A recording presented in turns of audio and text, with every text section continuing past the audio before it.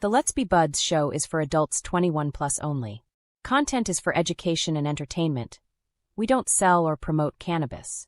Please follow your local laws and consume responsibly. Opinions are our own. Keep all products away from children and pets. Are you ready?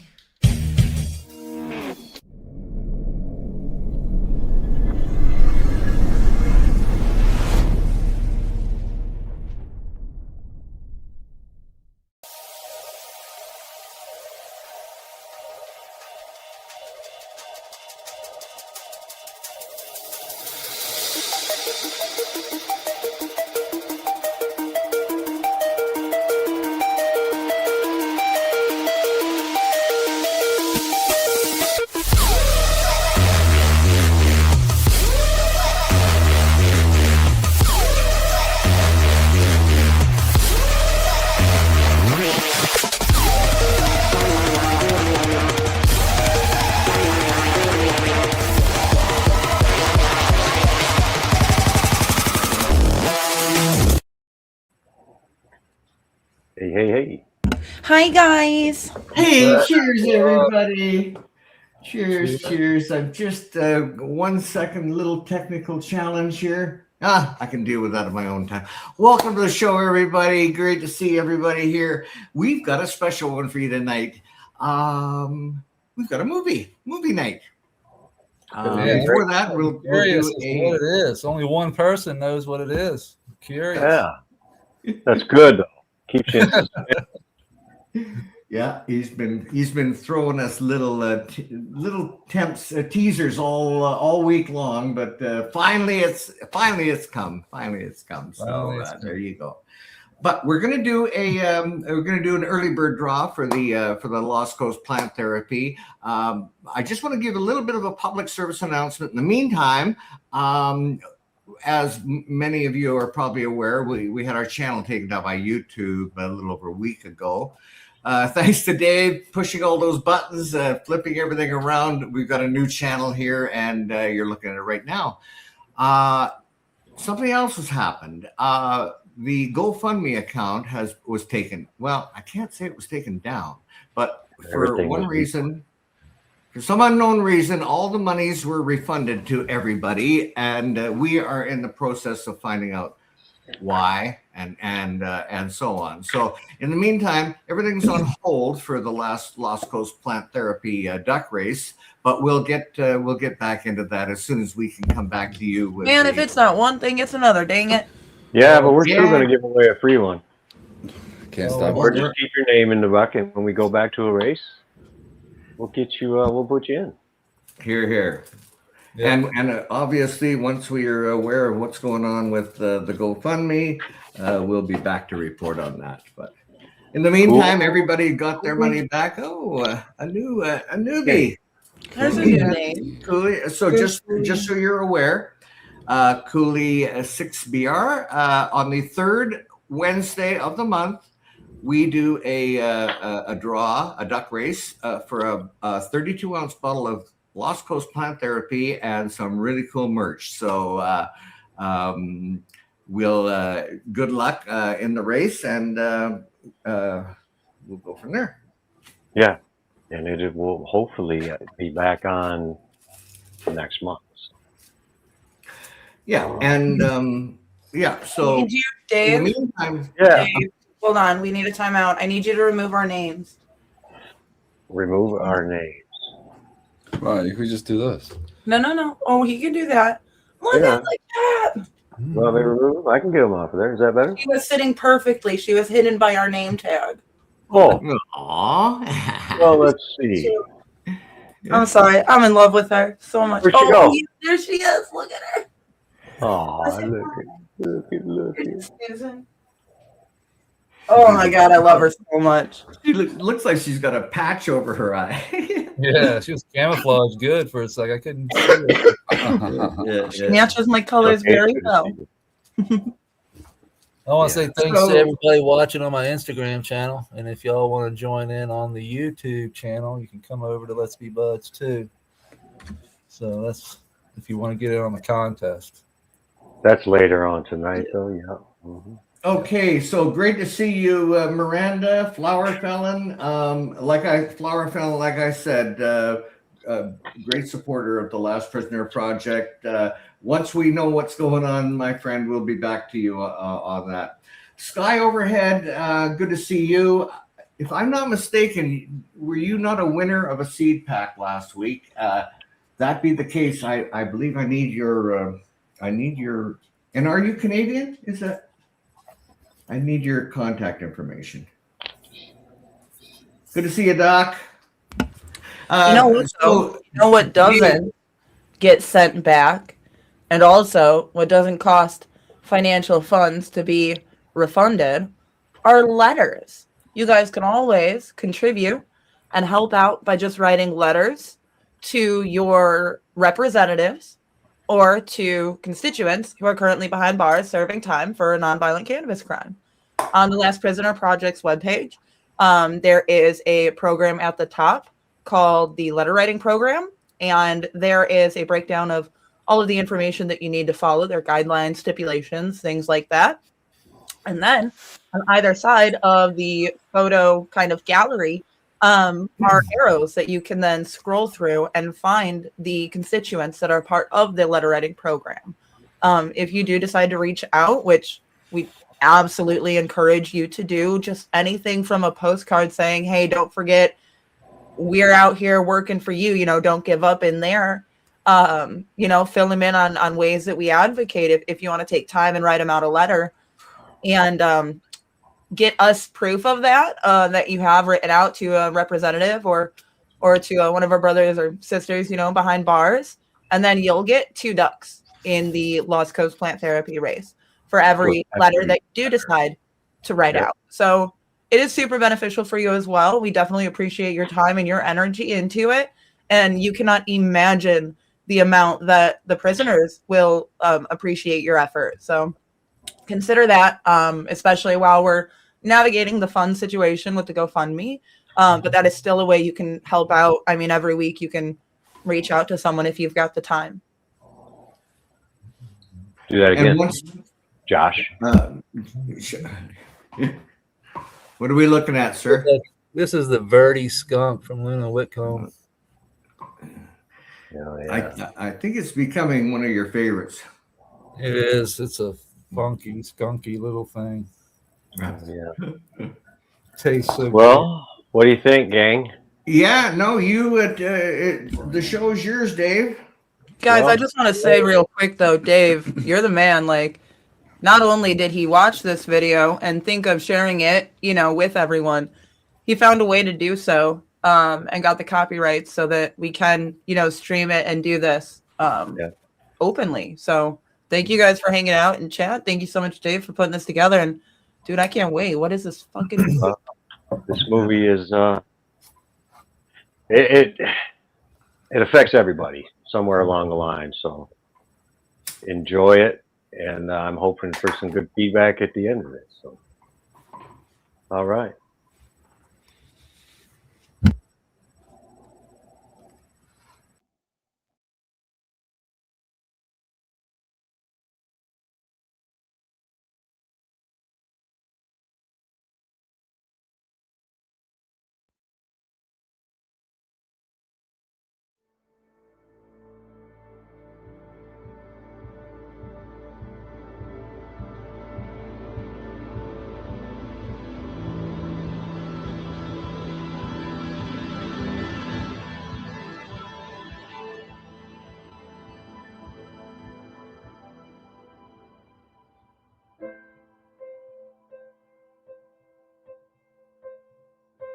Things grow at exponential rates. They're not linear.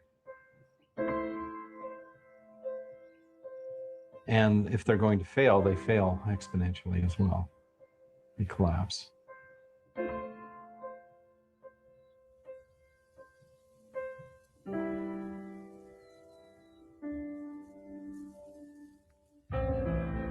top priority right now is to repair the soil. Can't go on that way. We'll all just wind up dying. If we stay on our course, you know, we could look at a worldwide catastrophe. In the United States, we're losing soil at 10 times the rate it takes to regenerate it. We have plenty of civilizations over the course of time that didn't get that right. And so our challenge is, how do we make sure that we're not one of them?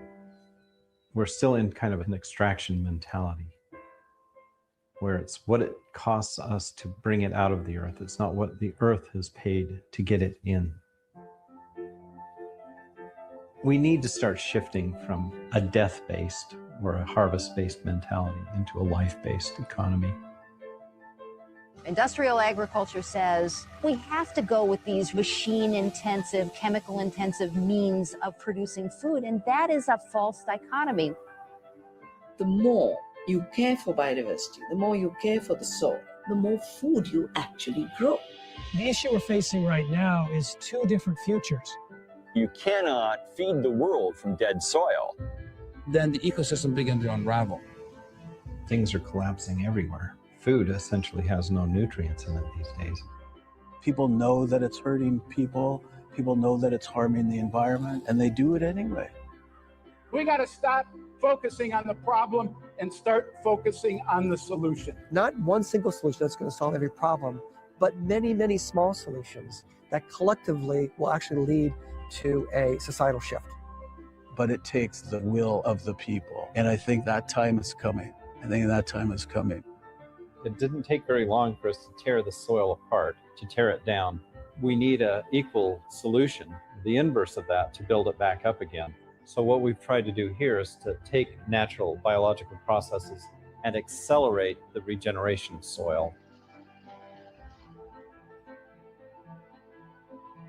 Something that would normally take decades or a few hundred years, we can do in a matter of hours or days.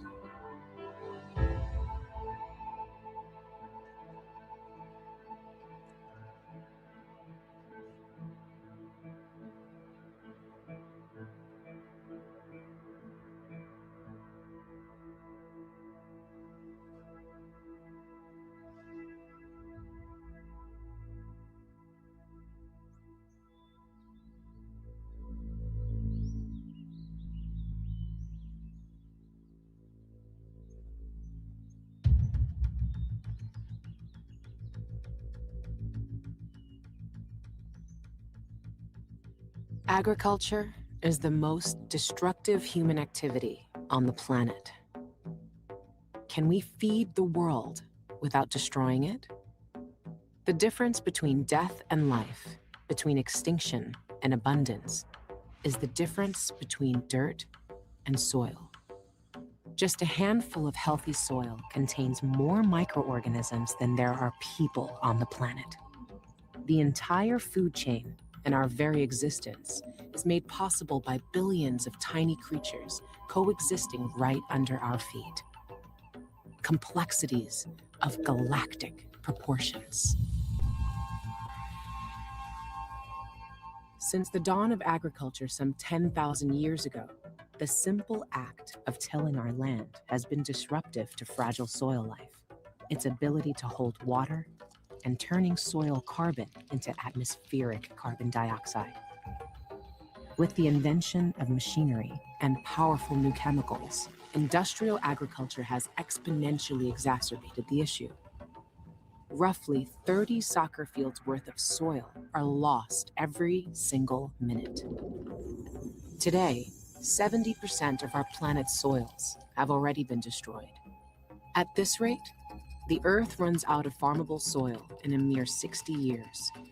Without soil, all ecosystems outside of our oceans become impossible. We can either wake up before it's too late, or guarantee a path to consistent drought, extreme food scarcity, and catastrophic climate change. Is our only option a system with a built-in expiration date? Or will we acknowledge our responsibility to this planet and uphold our debt to future generations?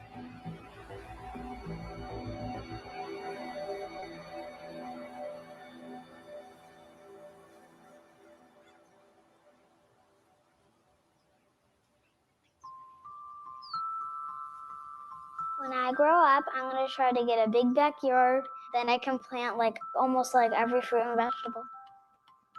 Maybe I'll get a huge fig tree. I drew it in my journal. Then I can tell my sisters, and then they'll be kind of like me, and then they'll start growing like a garden in their backyard. Okay, I need you to sit nicely and finish your smoothie. I've got 4 kids. No! Make sure you're drinking so we're not late, okay? After seeing all the sugar being dished out to them, and that's kind of where my path started, was the abundance of sugar. And once I learned about that, it ended up leading to all kinds of different things. It was like a snowball effect. It's pretty cool to help people see what's happening to the world and help them help make a change in the world. You should really start thinking about what you eat. I'm gonna keep telling people to help, and they'll tell other people. Hopefully soon the planet will change to gardens and healthy people, and it will be a better place. Wipe your place and then we gotta go.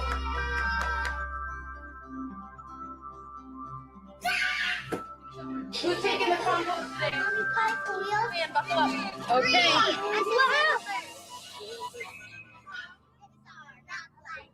She wants us to be healthy so we can be more active, we can do sports better, and we can think better. So I figured the best place to start was where the food comes from. When I saw when a seed grows to a giant plant, I thought it was pretty fascinating. Some people just don't get how fun gardening is. They think TV is way more important than what we're doing now. People should really learn about how to help your community and help yourself in life.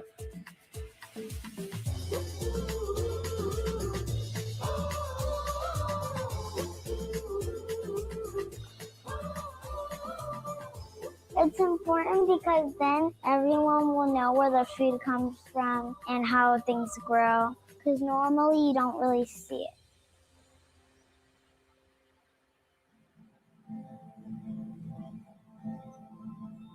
These farms here are what we're planning to build the next scalable step on. The idea that you can grow 100% organic, nutrient-dense food at warp speed, basically, over cement or man-made surfaces is what I feel is going to be a really amazing shift in the way we perform agriculture within the densely packed urban environment.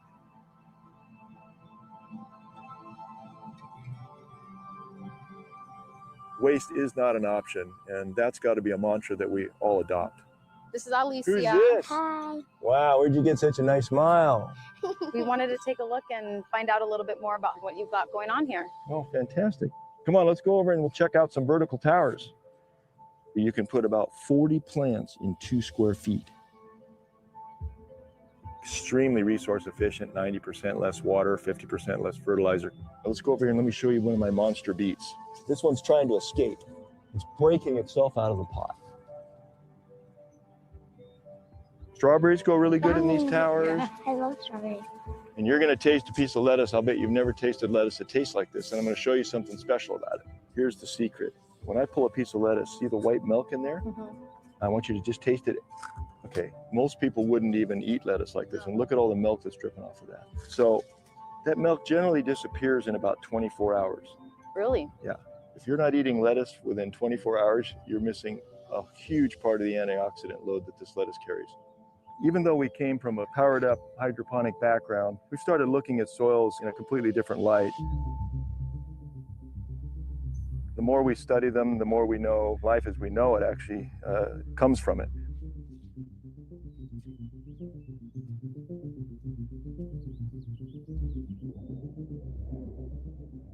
We are here today because of very smart choices on the evolutionary path. And we are born from the soil that gives us life. All of our food comes from the soil. And so when we begin to destroy the biology of the soil, we destroy the food networks that give us life. And this is where we face an unprecedented circumstance. You go in and kill the soil, you kill off the earthworms, you kill off the biota of the soil, right? That soil's dead. All it's good for is washing out to the Gulf of Mexico. That's all it's good for. Unless you go back in remulch the soil, reinvigorate the soil with biota, with life, then you have a soil that can produce food. Building soil, building living soil is the highest activity human beings can be engaged in. We can actually take, and store atmospheric carbon in the soil. We know that that can be done. It's physics. We just have to create the conditions for the soil to absorb it, right? And there's all kinds of ways to do that. Over the last century, our farmers have been encouraged to rely on unsustainable synthetic inputs, gaining short-term boosts in production at a major cost to soil longevity. When combined with monocropping and repeated tilling, biodiversity is all but eliminated, eventually leaving nothing but dead dirt. This degradation accelerates erosion as lifeless dust is blown away and washed downstream. In the US, we're losing soil 10 times faster than it could be naturally replenished. However, in the longest study of its kind, after more than 30 years, organic agriculture has proven to match or surpass conventional yields, emit 35% fewer greenhouse gases, use 45% less energy, and build soil rather than deplete it. Studies show that the more soil health is holistically managed, the more food is actually grown. A strategy called no-till farming minimally disturbs fragile soil microbes, while cover crops are year-long plants which shield the ground, rather than leaving it exposed to the elements. No-till, cover crops, and composting all help retain water and generate more carbon-rich soil every year. These methods increase humic substances, one of the most important indicators of healthy soil. Humic substances are a critical component of decomposing organic matter, supporting the flow of essential plant nutrients and soil structure. A healthy tablespoon of soil contains an astonishing 6 billion microorganisms, tens of thousands of different species, each playing a vital role in the cosmic microbial ecosystem. Fungal mycelium networks act like a vast underground internet, transporting nutrients, water, carbon, and creating a stable structure which prevents erosion. With only a 1% increase of organic matter, soils hold an additional 25,000 gallons of water per acre, reducing the risk of both drought and flood. When plants absorb CO2, carbon is fed to microbes through the roots. As a storage container for what was once atmospheric carbon, enough healthy soil could offset virtually all greenhouse gases on the planet. These principles working in harmony are known as regenerative agriculture. By creating a more resilient and nutrient-dense food system, regenerative agriculture can not only feed the world, but may be the planet's only hope to actively reverse climate change. Like nothing else, increasing the health of our soils simultaneously addresses nearly all other environmental issues. Just how beautiful that soil is. This stuff will grow anything. It all boils down to the soil. Yeah, and what microbes are working the soil. We have to start thinking about feeding the soil, Right. not feeding the plant. It's something that I never really thought about. Had I gone out and planted something, I would have scooped up some dirt, threw a seed in, and called it a day. So to see how complex the soil is and how important it is to have a nutritious soil. You can see right over there, you hear the tractors? Yeah. We're surrounded by development. And so what's happening is our land is going away. Now, the stock system can be deployed over the ground on man-made surfaces and put this beautiful soil in here and grow fully organic, super nutrient-rich food. 70% less water, 2.5 times faster growth, 50% less fertilizer, and over land that nobody's using. I mean, there's nothing about that that doesn't make sense. And that, to me, is the paradigm shift in urban agriculture. The question is, when's it going to go mainstream? Where does your passion for this come from? Well,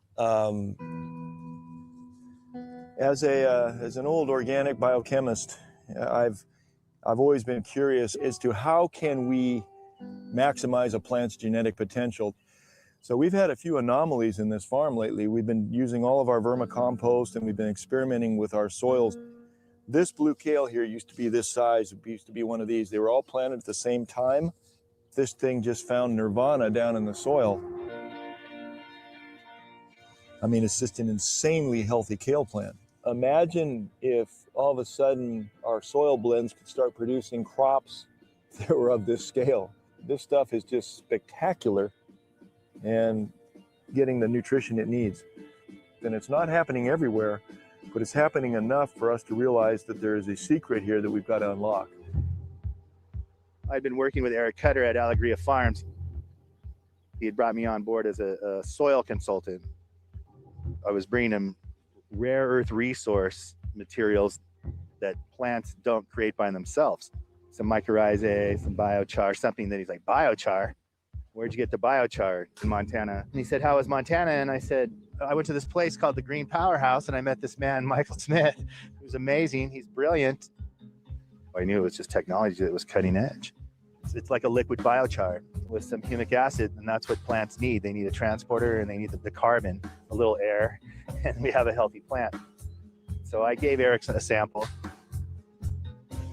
and within 24 hours he called me because the plant had changed color in 45 minutes after he applied this byproduct of this energy facility, the Green Powerhouse.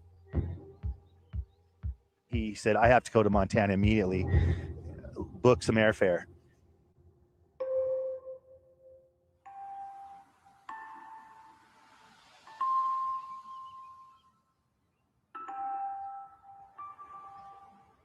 When I was 4 years old, I did have a severe car accident in front of my house. As my brothers were getting onto the school bus, I was very excited about them going to school. Then I ran across the street in front of a car that should have stopped for the bus, but it hit me about 40 miles an hour and just knocked me out of my shoes. The driver of the vehicle was uncertain that I was going to live, but fortunately he was a doctor. So I have this sort of good news, bad news kind of a life. You know, what do you want? You want me dead or do you want me alive? You know, he knew exactly what to do afterwards, and I believe that saved my life. After that, I didn't know who my parents were. It took me a long time to relearn everything that I knew. Diane thinks I'm a walk-in from another world. Imagine how smart he would be had he not been hit by the car. Yeah. Or did that make him smarter? I don't necessarily see myself as that smart. That's the problem. I got a chance to work with Walt Disney Studios. I worked with NASA. We worked with the FBI. We remastered Pink Floyd's The Dark Side of the Moon. We actually captured and digitized some of the Beatles stuff. I like to say that I was one of the first pioneers in 3D printing, long before 3D printers were known as such. I was working with the Dire Straits on a music video called Money for Nothing. I worked with physics engines that are used in video games, games like FIFA and Madden, Grand Theft Auto, and Halo. We tried to introduce more natural behaviors into character animations, which involved a lot of artificial intelligence. And I was offered the job at LucasArts, but they required that I live and stay in San Francisco. I thought, well, gee, I value my freedom. There's no job here for somebody doing artificial intelligence research. I thought, well, I can apply technology to biology and we can have dynamic systems that are controlled, completely natural, because we're not doing anything like GMOing or modifying the species. Rather than treating a character in a game as the main component, we thought, well, maybe we could use algae as a character. Turned down George Lucas. I don't know if that was the best decision, but it was a decision. All checked and carry-on luggage is subject to search. You and I are going to have some talks. Well, I've done some testing behind your back.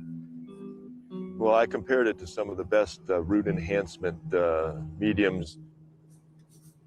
And there's some compounds in that are quite different. We're an energy company too. Food is energy. So I have the same problem you do as saying, can we scale? And who's going to stop us from scaling? Big picture concerns that down the road, Big Ag's going to pound on me and say, yeah, that's just getting a little bit out of hand right there. Okay, how do we hide out in Montana and all these niche areas that'll defend our power plants, and we can distribute the power without getting, squashed? Because we're all about taking it back.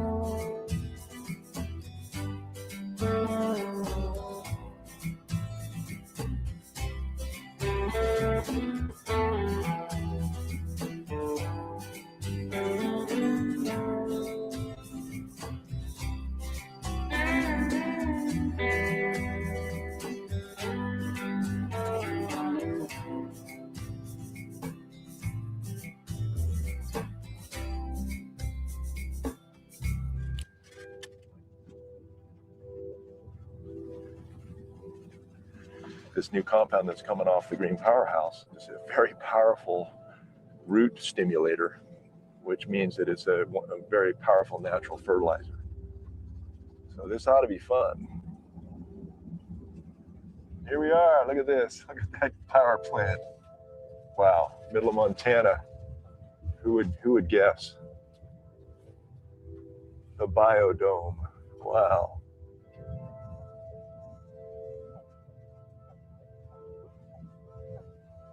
All right, I already want one. I believe it's a game changer. What the algae and the biochar together do is literally rejuvenate, revitalize, and remake soil. And I cannot emphasize enough how important that is. So, Michael Smith, this is Eric Cotter. Eric Cutter, nice to meet you. Pleased to meet you as well.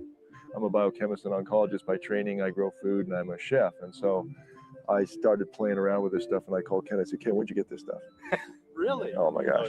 Michael is an extraordinary visionary. He was the visionary behind the company, even though had several founders.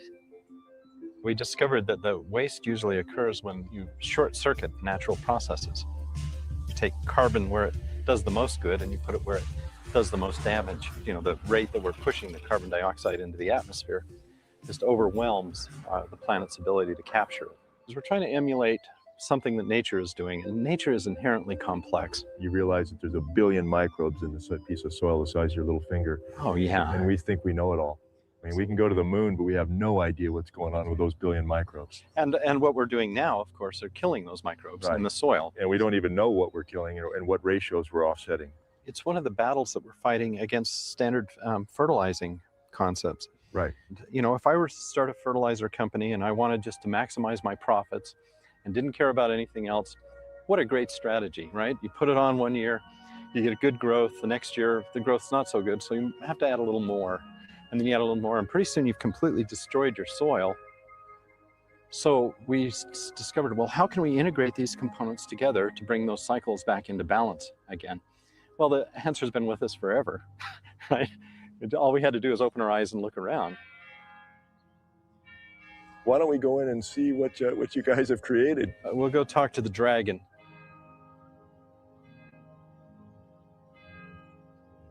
What Michael calls the dragon is a state-of-the-art pyrolysis machine. When biomass like wood waste enters the dragon, it's heated close to 1,000 degrees Fahrenheit. The absence of oxygen prevents combustion, leaving behind a stable carbon structure, similar to charcoal. The extracted energy runs the entire green powerhouse off-grid, while creating enough excess electricity to meet the needs of roughly 100 homes. It would take over 3 acres of solar panels to accomplish this. So the electricity is not our main product. We call that our waste byproduct. Utility companies are going to love that one. Our waste byproduct is electricity. This is 9,000-year-old technology, is to make this biochar. Our ancestors knew how to do this to fertilize the soil, and we've just reformatted it for the 21st century. It's pores within pores within pores. Biochar is a form of extremely stable carbon, with exponential pores creating massive surface area in a tiny space. Just a 2-inch piece of biochar, if unfolded, would have the surface area the size of a football field. This structure is an optimal breeding ground for beneficial soil microbes, holding both water and nutrients where plant roots need them most. It also creates space for air to get in, And the soil for microbes. to get in. So all that stuff that is an essential component to the web gets recreated. You're putting back into the soil the infrastructure for soil regeneration. Without the dragon, this waste would end up in a landfill, releasing greenhouse gases as it decomposed. Instead, biochar locks this stable carbon back underground for hundreds or even thousands of years. Biochar is emerging as one of the planet's best solutions to climate change. One green powerhouse, or GPH, stabilizes over 1 ton of carbon every day. It takes roughly 50,000 trees to do the same. You're fixing carbon. And fixing carbon. Pulling it out of the atmosphere and putting it back where it belongs. 2 billion years of engineering experience. We include the algae into that. So I mentioned the liquid prairie. The heat necessary to operate this comes from the breakdown of the wood waste. That's amazing. I love that. I'm learning a lot here. A lot. This is actually seriously exciting, how you're taking all these natural systems and linking them. Woo, look at this place. Don't fall in. Algae is one of the primary organic material generators on the surface of the planet. It operates very fast. So the fact that we can take carbon dioxide, we can take water, and we can take sunlight, and we can create biomass from it is a big boon to this concept of generating soil, because that's the way it's been done for millions of years. All we've figured out how to do is take that and accelerate it. Continuously fed CO2 from the dragon, rapidly growing algae is harvested every day. Through biodigestion, algae is converted to a nutrient-rich organic fertilizer to be combined with biochar, creating a powerful soil rejuvenator. Methane, a byproduct of algae digestion, is sent back to the dragon to heat and process more waste, completing the cycle. In each element of the green powerhouse, the output of one becomes the input of another, a true closed-loop system. Yeah, and the algae tells us what it needs, right? So we have this sort of self-regulating system that algae's been sucking up nitrogen as well as carbon dioxide. So it's and other nutrient rich, big time. Yeah, I mean, and it's high in energy. Well, a few people know this, but algae is higher in energy than coal per pound. Really? Right? So when we pull that energy out of there, we digest this, we're left with a really compact nutrient substrate that we can then use as part of our soil amendment. So in about 4 or 5 days, we can do what normally a normal digester will do in about a month. So you've actually put an efficiency on an already known efficiency. So you're going to get humic substances out of this as a byproduct. What would it take in nature for that to occur? Well, if you include the carbon from the carbon engine, that's hundreds of years. Okay, so you're doing in 4 to 5 days what nature would take in about 400 years. 400 years. Yeah. Wow. That's pretty amazing. So, we don't want to push it too hard, but the idea is you create the environment and you monitor the environment and you accelerate the processes. Don't want to push it naturally. Too hard, but 4 to 5 days versus 400. Yes.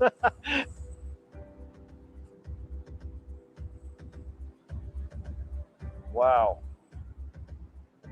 I'm up here because I have a similar conundrum that you guys have. I see this power plant as an amazing opportunity to scale and to actually change the way we live and go back to natural processes that are zero waste. That's why I worry about this. I think you got a game changer here. You're going to have a lot of pushback, and you're all of a sudden taking on everybody. The entire energy world is now looking at you saying, okay, do we let this technology exist or not? Yeah. I think what you guys are doing probably could be one of the greatest empowering tools that we've seen, because of all the different things that you're able to create with this. That's why I worry about it getting squashed before it gets out.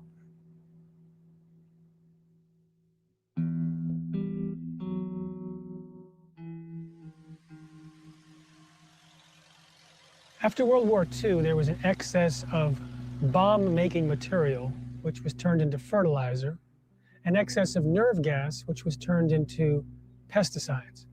So the military-industrial complex moved into the agricultural-industrial complex and forced a model of chemical dependency.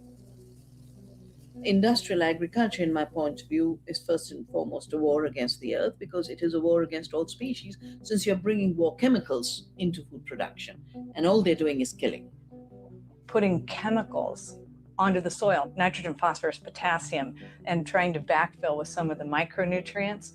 Trying to do that, we, in essence, killed the life in the soil. When we denature soils by removing their biology, then we are really taking a step back hundreds of millions of years in time.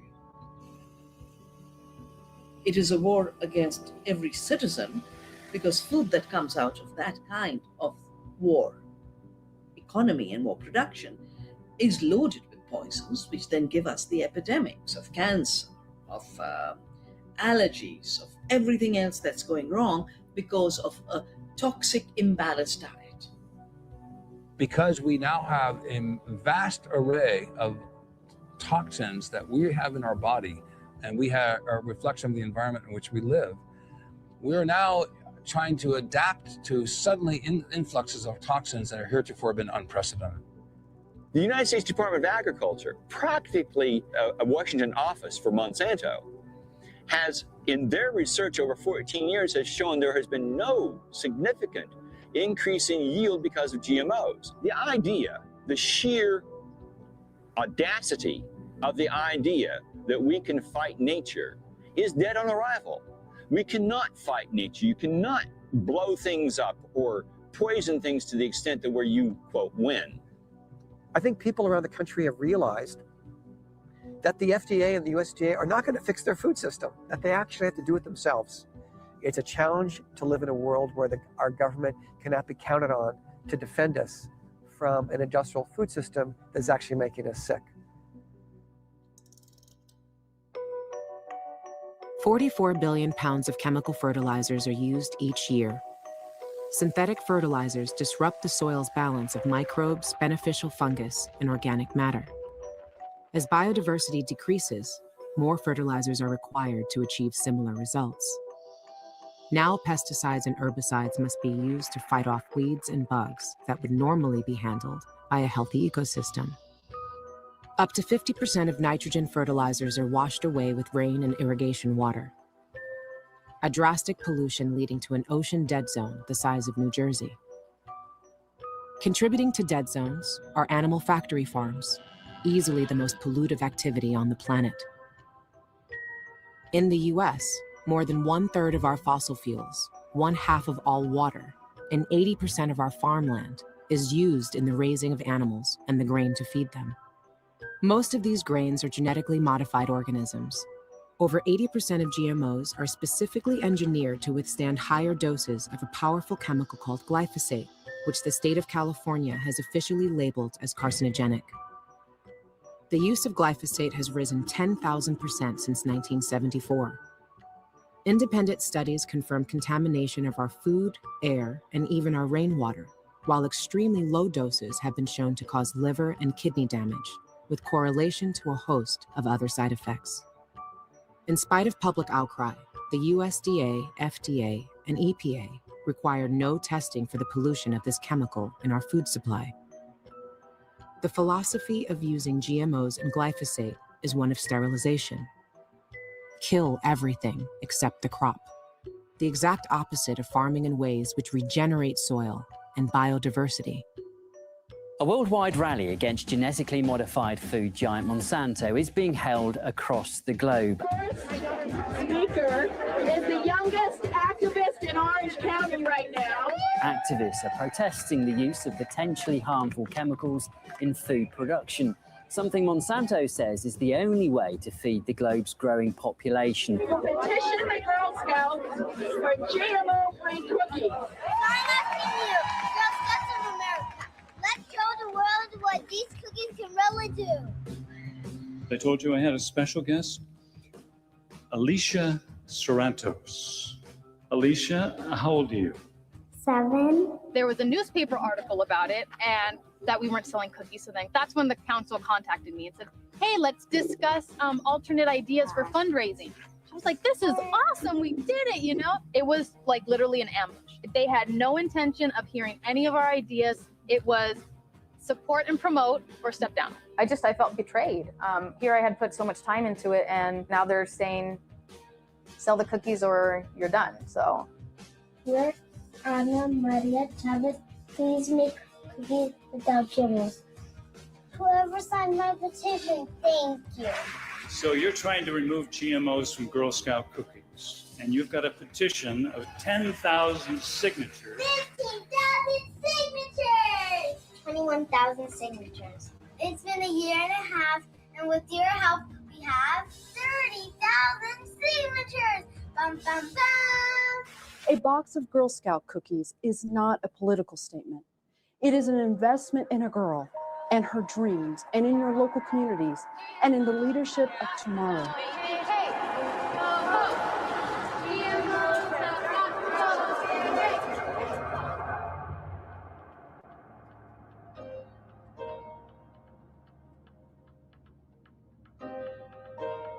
Part of making this farm a success is to try to get enough revenue in here to prove that a farm like this can support 2 or 3 young men working on it. And so we're struggling to find a way to make that work.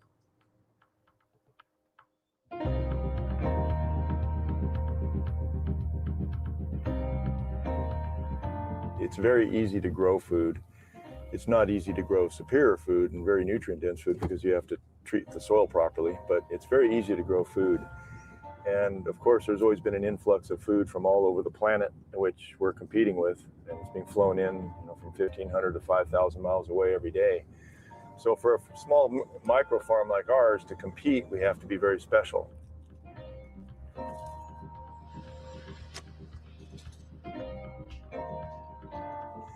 Our total route right now is centered around a radius of about 10 miles. From harvest to the time everything's delivered, it's about 1 hour. Truly farm to table in minutes. You would think that it's such an important part of everyone's daily life experience that you would think that people would actually care about what they eat. Not only do they not know where their food comes from, but they don't really care that much about it. They don't think about it. The trick is, the challenge is to not only find resilient ways of farming that build soil as opposed to depleting soil, that result in water stewardship and land stewardship, but that also have an economic return. If consumers don't actually make purchases based upon their values, then these sustainable farming practices are going to disappear. If these farms can't survive, then consumers will have no opportunity to buy anything based upon their values. They'll simply have to buy what the industrial food system gives them.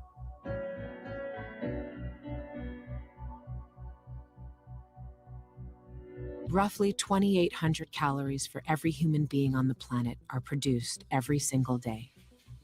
More than enough to feed the world right now. What we have is a distribution problem. The average bite of food travels over 1,500 miles to make it to your grocery store. Yet history shows, in times of need, we can effectively localize our food. During World War II, 20 million home gardens produced 40% of the nation's food. Today, demand for local food is on the rise. U.S. farmers markets have more than quadrupled in the last 20 years.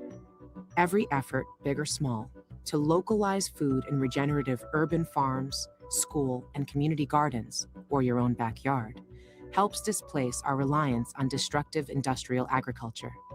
Even new technologies like indoor vertical farming help reduce our soil sabotaging footprint. Yet instead of supporting these efforts, 30 billion tax dollars artificially lower the price of food grown in centralized, monocropped, synthetically fertilized, toxic soils, contributing to an estimated $3 trillion of environmental damage every single year. We pick food before it's ripe, ship it all over the world, and eventually a nutrient-depleted, contaminated product makes it to our plate. When people ask me about how to fix our food system, They always say, where is the center for this whole new food movement in the United States? And I always say, there isn't a center. It's happening everywhere at the same time. And they say, well, who is the figurehead of the movement? And I always say there is no figurehead, because if you're talking about fixing our food system by making it more local, the figurehead, the great leader, is that person in your community.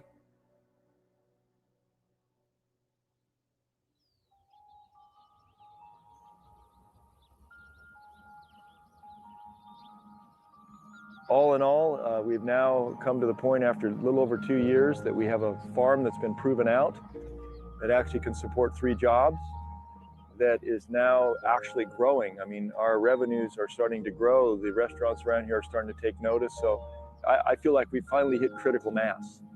And the critical mass was build it and they will come for sure, but you got to build it. And we still don't have a guarantee on how long we'll be here, but it's allowed us a chance to light that fire. I believe we needed to light a small fire, and I think this is a very hot, small fire. One Orange County farmer may have found the farm of the future. Can you describe the taste of that spinach? So much flavor, night and day from the bagged stuff. Really? I've never tasted anything like it before. I'm being perfectly honest, and the best strawberry I've ever tasted. Wow. Okay. Yeah. Mm-hmm.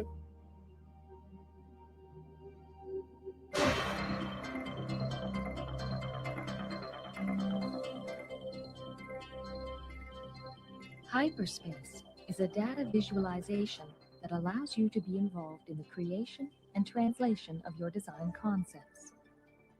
The hyperspace model uses a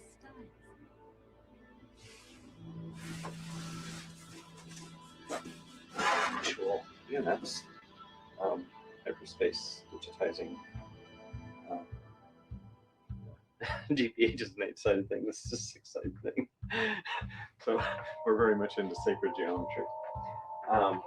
Anyway, the application for the hyperspace modeler, they were really vast. It eventually evolved into medical applications, creating models that were more organic looking, rather than things that were robotic. Everybody was using computers at that time to build spaceships, and hardly ever you would see a human heart. It was kind of an interesting time in the old days.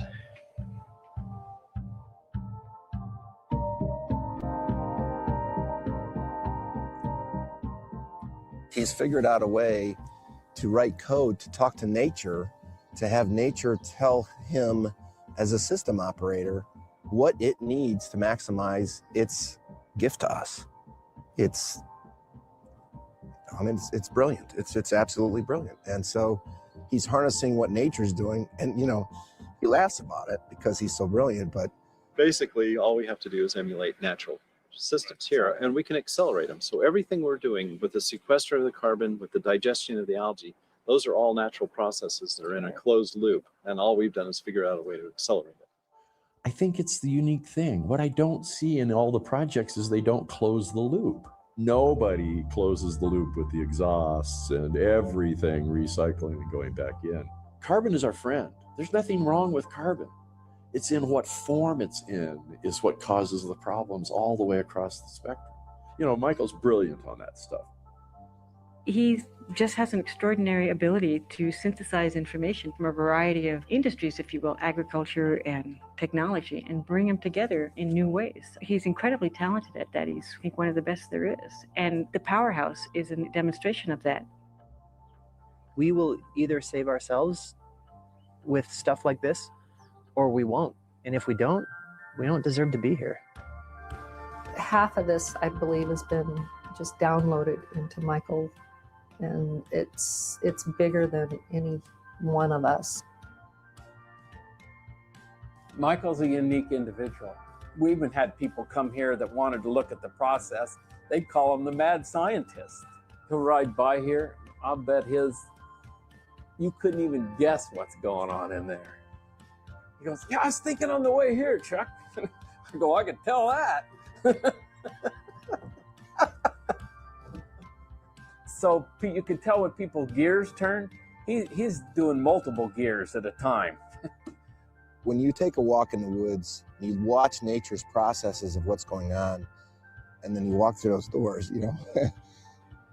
This is where I say, welcome to Jurassic Park. It's pretty amazing, actually. It's pretty amazing. It's basically what we're here to do, is to work with nature. I'm not quite sure nature ever had a partner like that, of anybody listening.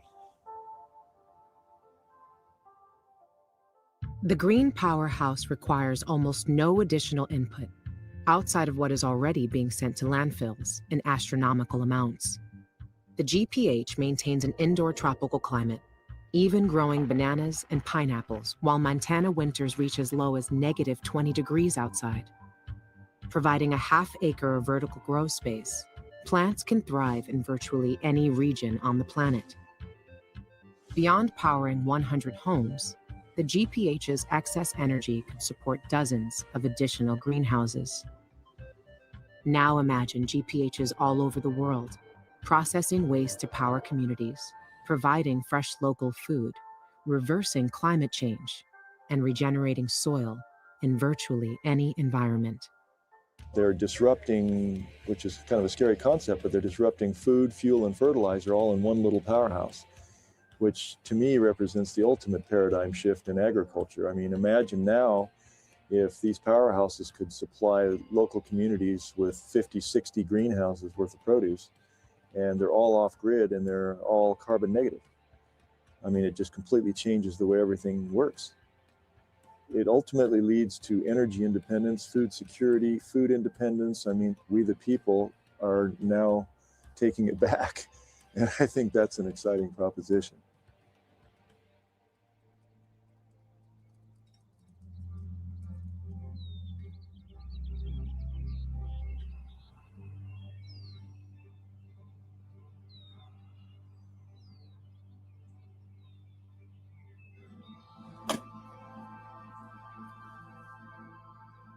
We just heard a rumor that there is a possibility that we might lose our farm. There's some talk about possibly putting in some ice skating rinks or developing this area here, and that would be a real shame. We've just got it to the point where it's working, and spent a lot of money and quite a few years building it and designing it, and I hope it doesn't happen, but it happens a lot around here. So it's probably one of the greatest problems that farmers face, is that land is too expensive for them to buy, and so you're not sure whether or not you're going to be moved off next year or next month or whatever. So it's very hard where farmers are trying to grow food on land that they don't own. The city would make the call. Is the priority to develop more access to local food, or is it to build more condos? And of course, in Orange County, we've seen the answer to that story very clearly. It's build more condos. So we're sitting on pins and needles right now. We're not sure what's going to happen to our farm.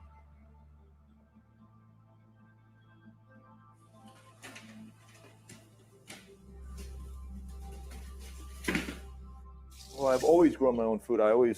When I first started the Alegria farm, I started it here actually at the house. I had 22 towers, vertical towers here stacked all over the house. We were raised on just amazingly fresh food. My mother was the one who always taught me that food was medicine.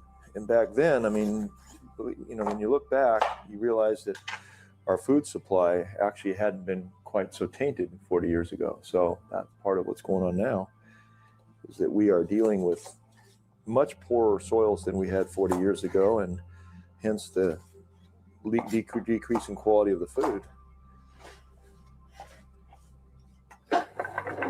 A soil is not inert. It is a living colonies of complex organisms. And as we lose habitats, biodiversity will go below the threshold heretofore not yet known, where then the ecosystem begins to unravel. When you're deeply aware of how the bees and the butterflies are vital for your pollination, when you're deeply aware of how many soil organisms feed us, you don't spray poisons that will kill them. You can kick the can down the road and you can put off those external costs, which is what they're called, costs that aren't factored into the price that you see on the shelf. You can push those external costs down the road, but ultimately that can comes to a stop. These are non-trivial impacts of the real cost of cheap food. When we produce all that food, we get it to market, we go in, we buy it, we take it home, we refrigerate it until we throw it away. And we throw it away rather than putting it in compost. I mean, at least we put it into compost, I would have we could ameliorate some of that. It's almost a sin. Over 97% of food waste ends up in landfills, disconnecting the soil's natural nutrient cycle.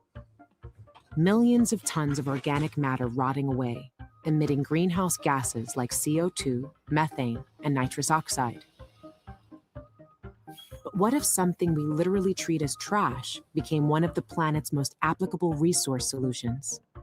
Composting can turn that food waste into new soil. But less than 3% of this resource is currently being used. With backyard compost piles or utilizing your city's green waste collection, anyone and everyone can participate to help store huge amounts of water, carbon, and returning vital nutrients to our soils without the use of chemical fertilizers. Recycling's been taking place for a lot of years. People know about recycling an aluminum can, but when I was just a little girl, my father told me it ought to be a crime to landfill anything organic. Our soil is starving for organic matter. What I love about what Eric is doing at Alegria Farms is it's demonstrating what we know we can do in a small space. And it's a huge concentration of organic material in the socks. The fact you can concentrate this amount of activity, life in the soil around the roots of the plant, and then the plants can grow huge. I mean, who can't love a guy that makes a salad right at the farm's table that tastes better than anything you've ever had? And by dinner time, you're not hungry. Why? Because of the density of the nutrients. If we start refocusing some of our energies on the importance of soil and how soil can mitigate just about everything, including water quality and climate change, that to me should become a curriculum that should be as important in any science class in school as anything else we're teaching. You guys, this is fully composted soil. So look at that. Anybody want to smell this? You smell how good it smells? No. No, smell it. It smells good, doesn't it? Yeah. What does it smell like? Just like a forest? Yeah. No, it smells fresh, doesn't it? It becomes a thing, I think, when you teach children when they're young, that it becomes a nurturing instinct and everybody's got it. If you don't learn it when you're young, then it's kind of intimidating when you get older. To have access to great food requires us to take care of the resources that produce that food, and to teach kids how important it is to rebuild and compost and understand the connection to nature and how soil works to create their food supply. It all is connected together. Thank you. All right. You keep teaching everybody about food, okay? Or you be the spokesman. All right. Right on.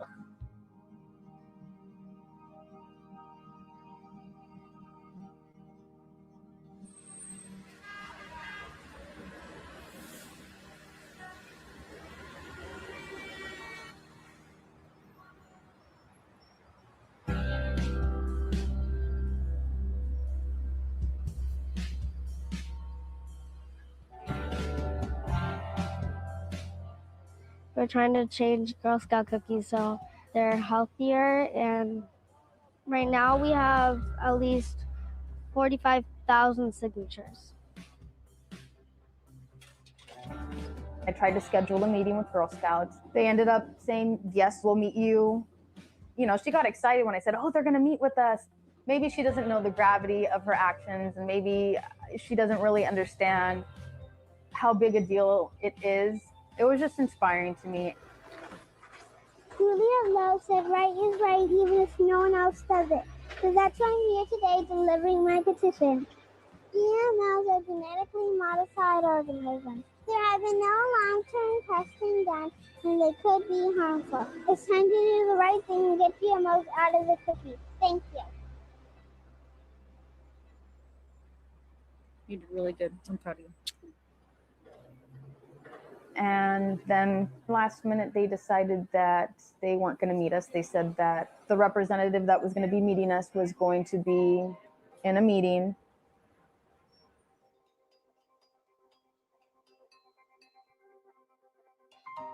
At Girl Scouts, we stand for giving girls the opportunity to develop into strong, confident, courageous adults who are committed to making the world a better place. Everything kind of had to be focused around this one meeting that now wasn't happening. She said, well, that's okay, we can go anyway.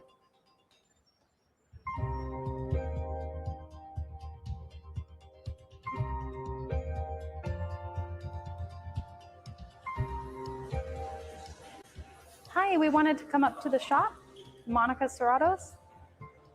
I mean, they obviously knew about the petition. They know who Alicia is. We've sent a lot of letters. Excuse me. I'm on hold for Girl Scouts. They hung up on me. They were expecting us, so they know what our intentions were. Hi, I just called. We're trying to go up to the shop. That's okay. Okay. Oh, perfect. Okay, thanks.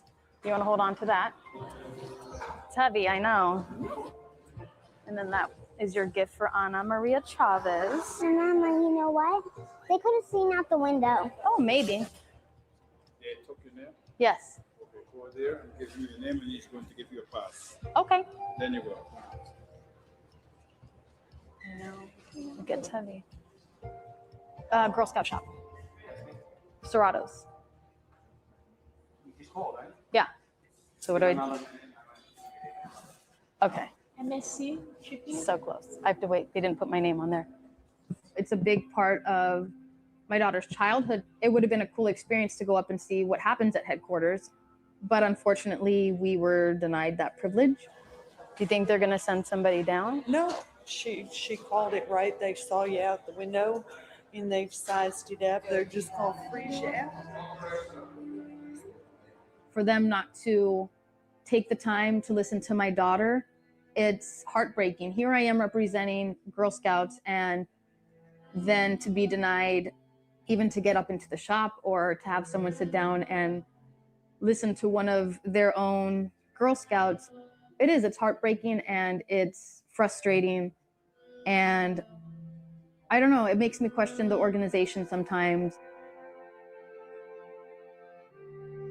And, I have a lot of friends that say, they're not doing what you feel is right nutritionally with selling the cookies or not listening to your daughter. And why don't you find another organization or start your own? And for me, there's so many things about Girl Scouts that I do like, that I think are beneficial for all girls.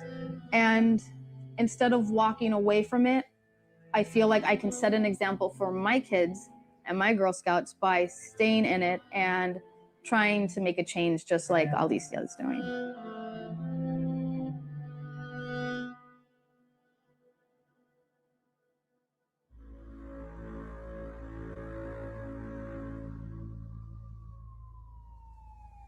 It's the 24th of January, 2015, 12:41 p.m. I'm out at the GPH, which caught on fire this morning at approximately 4 a.m. And the GPH is a total loss.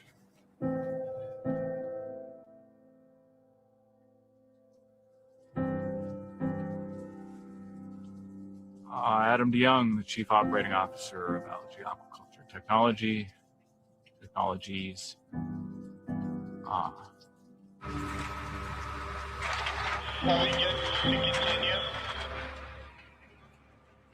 The GPH has been completely lost. Hopefully we'll be able to salvage the foundation. But the rest of the structures is gone, as you can see in the background behind me. We were making a really hard push. We had a 6-month goal to support all of our own salaries and operations here. So it'd be self-sustaining and then continue to try and sell the technology, but really prove the value of the products that we're producing, which have proven to be very valuable in trials with everybody who's tried them. But that's no longer feasible.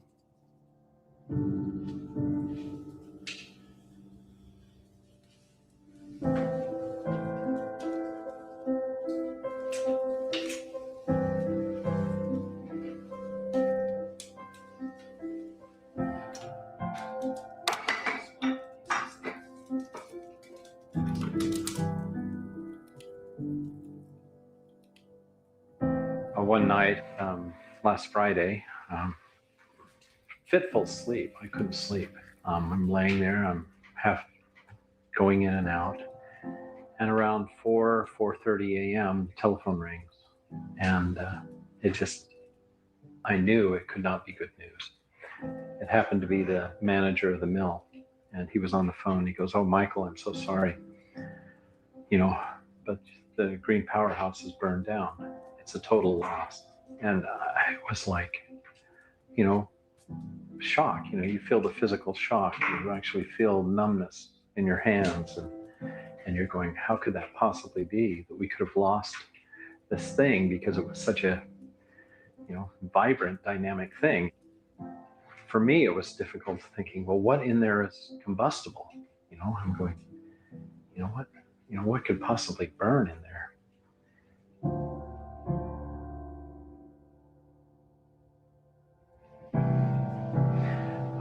Still unclear on how the fire got started. I don't want to say that we saw people running around the field with coveralls on, but I'm sorry for that. But what actually was burning in there? That's the question I have. So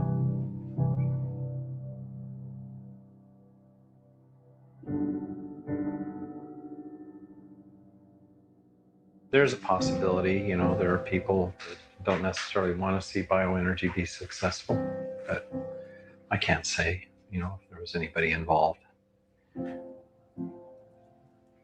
So hopefully we'll recover from this.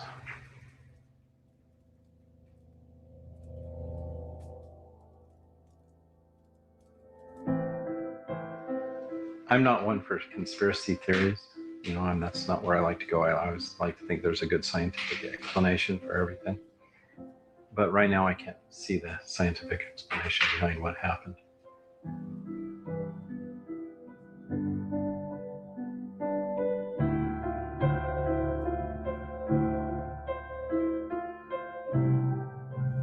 Oh my God.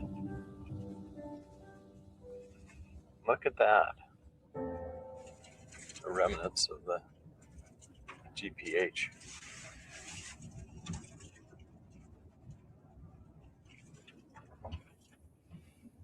The dragon and the dragon's lair, that's all perfectly fine. The one thing that you would think would burn because of the heat. Yeah, I'm gonna need your name. My name is Michael Smith. Hey, Brad, he says his name is Michael Smith. Right. I know the name. I was the one that saw the fire, that noticed it. You turned it in? Yep, yeah. I saw the flames coming up in a perfect square. I say, call the fire department. It's a structure fire. It looks like the AACT building is on fire. They had a lot of water on this fire really quick. They did a good job. But obviously they couldn't save any of the structure. It had come through the roof of the building, and when it vented air in, it just took off after that. Wow. Yeah. Okay. Well, thank you for your time.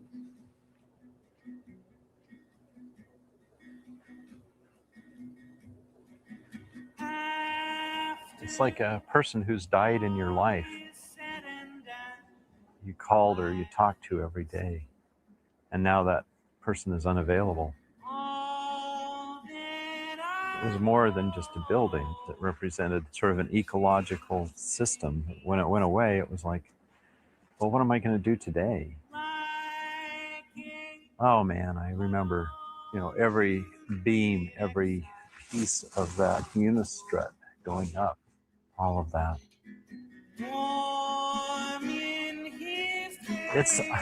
It is unbelievable.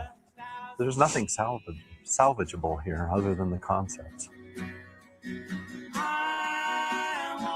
The official report is that, it had to do with some biochar that was not completely extinguished. It was on the outside, but looking at the BTU rating of charcoal versus the devastation we're looking here and the amount of heat that needed to be generated, I'm a little suspicious.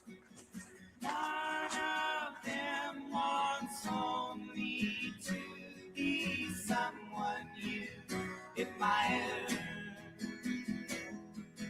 One wouldn't stew, just throw you on the fire.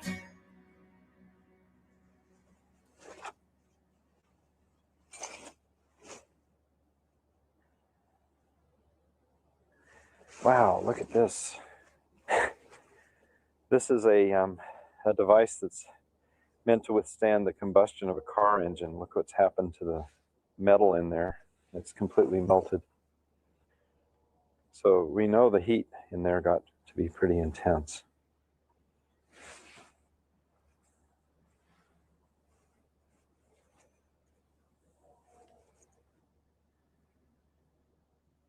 I kept feeling like there's a block about going forward, and now that roadblock is gone. But the road is also gone. So now we can go straight up if we want.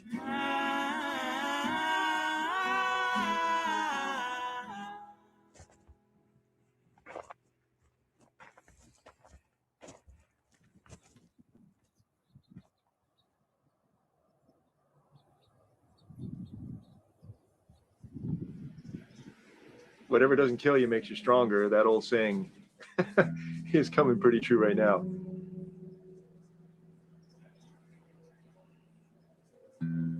We just got notice they are going to replace our farm with skating rinks, 2 professional NHL skating rinks and 2 community rinks. So we're going to freeze water and provide more entertainment for people, and we're going to get rid of the farm. And, you know, we live in such an entitled region. And I think, you know, most of the time when it comes to technology, California is way ahead, but I think we're sorely behind the country when it comes to this movement. And it's because people think they're safe out here. You look at the big picture, nobody's safe. A small earthquake that splits the 5 freeway here in Orange County, 1 inch. The trucks don't roll for 2 months. Every city has about 4 days food supply. Where's the food going to come from? And there's really not a lot of education or people wanting to do the research. They really don't want to know the answer. It's kind of like ignorance is bliss.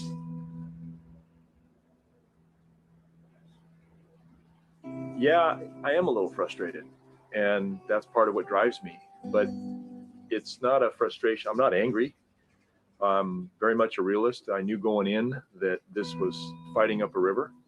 I also knew that it was worth everything I could do to throw it at it. It's sad in a way, but it's good because it's a reality check. Where are we headed? I mean, where are we really going? And I think that's going to be defined by the political will, and it's going to be defined even more by where we set our priorities.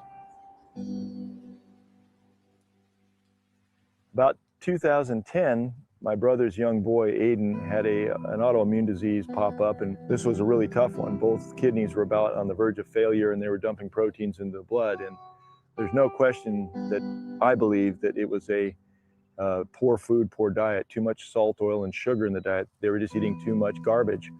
And so this little boy's immune system just collapsed, and next time I saw him, he was in a hospital all hooked up with pipes. And I mean, I actually was pissed. I mean, I have to admit, that was the feeling. I was mad. And I thought, I was mad at my brother. And of course, my brother and I didn't talk for a year because he knew I blamed him for it. But I was also mad at myself because I said, you know, I got to get out there now and start teaching people how to do this because I know how to do it. And that was the moment that triggered me to do it.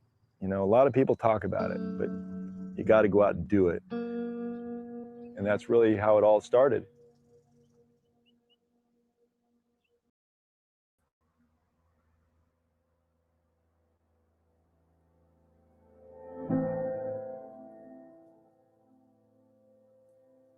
And being up here now and being a part of this company and all the work that's gone into it is just, it's doing something that I believe in.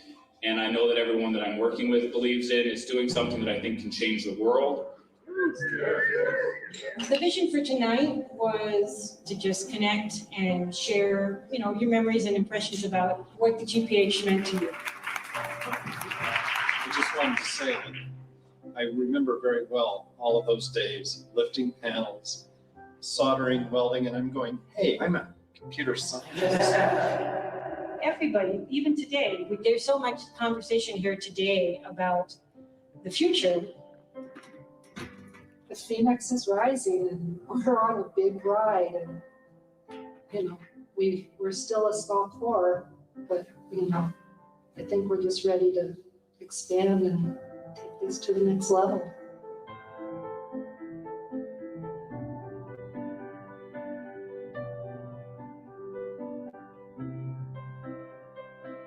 And I personally invite you to help us seed the future for the next one that we build. So that we're all able to realize that and see the next one. So thank you all.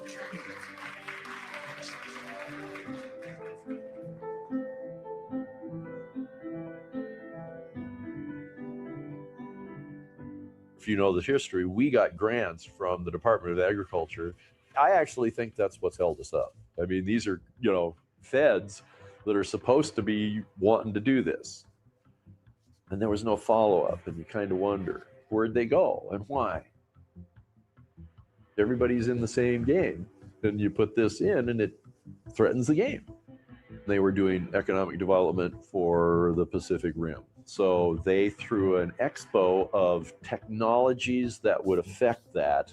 Of course, every technology applied, all the new stuff was out there. And, we just put an application in. I mean, we were picked out of, thousands. That unto itself speaks volumes. Okay, so put everybody's cards on the table, and then you pick the ones that you want to see change the world, and you're one of them. You have to say, somebody got it. Everybody just was crazy about it. And that just never went anywhere. And once again, it's the feds were involved. You know what I mean? So, just saying, when you get the big boys involved, somewhere in a board meeting, somebody's going, free energy? Maybe, free fuel? You know what I mean? This isn't going to work. This won't help us. And I think that's true. Thinking about the fire, if it was arson, and I'm not saying that it is, if it was, that sucks. However, he's hit about every challenge I can conceive, and I'm sure there's tons that are out there that I can't conceive, but he just keeps going.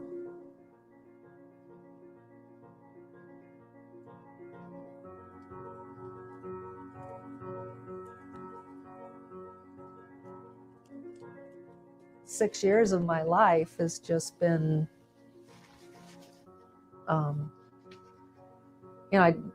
I can't say wasted, but is gone. It was depressing. But then, what we have is each other. Michael and Diane put everything they make into it. I mean, she's recycling and taking the recycle money and putting back into it. So, it's really that. It was hard to go out there. I didn't go out there for 3 months. It was just, there's no way I could just go look at the rubble. Yeah, here's some old GPH scrap here. When we saw that this project was going to consume our lives, it's like we nicknamed it our energy baby. He's just got this spirit that you see in his eyes. It was a love at first sight kind of thing. And it puts stress on a relationship. Occasionally we lose our minds, start screaming at the top of our lungs, running off into the woods, just, why are we doing this, Anybody else would have given up by now. Suddenly our source of revenue, our revenue stream just disappeared on us. And that put a lot of undue pressure on the company. Until we get the system up and running again, it's going to be quite a struggle to make this all work. We all dream the same dream.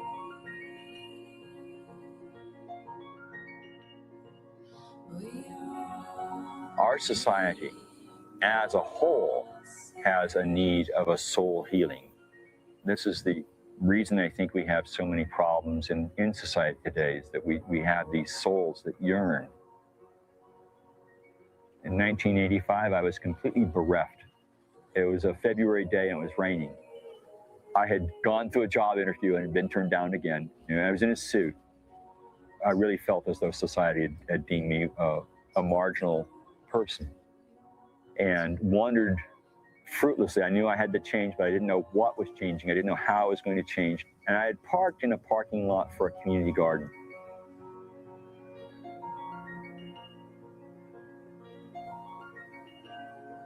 I got out of the car in the rain and walked through that garden.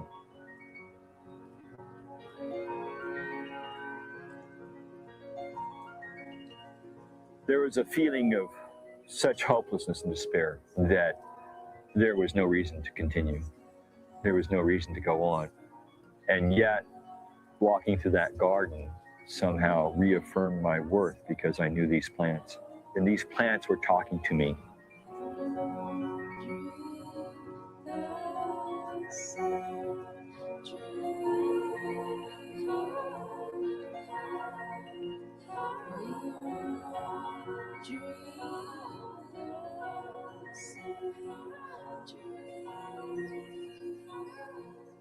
I've reached out to the Girl Scouts and they still haven't gotten back to me. You never know what could be happening there. Trouble could be happening. They're either busy or they're just not listening. But we're still gonna keep trying. Hi, Alicia. How you doing? Cannot have food security if you cannot be seed secure. I met David King and he talked to me about how seeds are really important. These people are telling us that they're going to feed the world, right, with less diversity than what we had before, and that's not the way towards abundance. That's the way towards starvation. Some seeds have already gone extinct because people aren't saving them. And if we don't save seeds and all of them are gone, we won't have food. Anytime you engage nature in a fight, you're losing. You're going to lose sooner or later. And look we've got super weeds now. We've got super insects now. These people inventing these GMOs, were they creationists? Did they think that the bugs and the insects weren't going to change? Good grief, no. That's why I think having a seed library where the seeds are growing out year after year, they respond.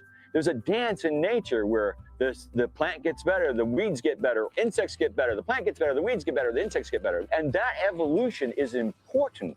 And it's important for our food. It's important for the entire balance of things. The amount of extinction that's going on in seed varieties is unprecedented. Now, that's the source of our agricultural diversity. That's the source of our food security, especially at a time of global climate change. If the biotech industry has their way, they eliminate that diversity and put the entire food security at risk for greater profit. So we are creating a food scarcity system in the name of providing food. My own work is at the level of ecological science. I look at farming systems as a whole, how biodiversity produces more nutrition when you save the seeds and grow the foods. What do you think? You want to start a seed library at your school? Is that something you think you could be in charge of? Yeah. You can destroy everything. You can take away our books and our writings and destroy our cultures. You can kill every tree till no bird, no insect can find a place to hide. You can do that and more. I do not fear your tyranny. I do not despair ever because I saved one seed, which I will sow and plant again. Everybody thinks water's the biggest problem we have and oil, right? That's what you always hear. We got big energy problems. Well, what's the most important energy that you guys are dealing with every day? The most important, what is it called? Food. So what's the problem with our food today? Anybody know? Okay, it's not healthy. That's a really great answer. It travels so far most of the time that it's dead. You guys are all young and you guys are being subjected to a food supply that's in bags and, you know, it's not natural. You're hardly ever eating food that you just picked, you know, right out of a good clean soil that has high nutrition in it. So this system actually allows you to do that. So we can lay these out over the top of cement. We can put them on a parking lot. There's about 40 square miles of unused land in Orange County and Los Angeles County right now. Unused. The whole idea for the garden, I think, came from just wanting access to better nutrition. I just thought school gardening would be cool. Rather than selling Girl Scout cookies, they had raised money already for a future school garden. I drew some examples of what we should get with the money. So when it was grass, we had to figure out where the beds would go. The suggestion of the city of Mission Viejo was, let's just spray it with Roundup. And so obviously we said that's not going to work for our organic garden. We were able to break ground and got some beds in there, and little by little it's kind of grown. What are the things that plants need? Air, sun, water, and what's the last one? Nutrients. You just hit it. And by the way, 4 things that our own bodies need, right? So look at the soil and pretend it's your blood. Whatever's in that soil, as soon as you eat that plant, it's in your blood. We're going to teach you to fish. We're not going to give you a fish. And then guess what? When you guys learn this, you're going to be independent. You're going to be safe. Okay, that's total security when you guys know how to grow your own food. And then now we have the garden. People are having a good experience with it.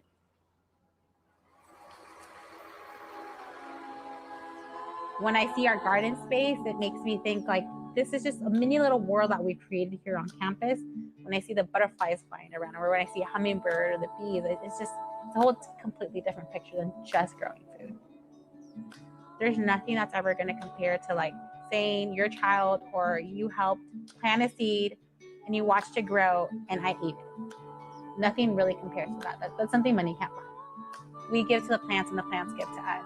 And I think it's remembering that cycle and remembering that it's not the world and nature and then us.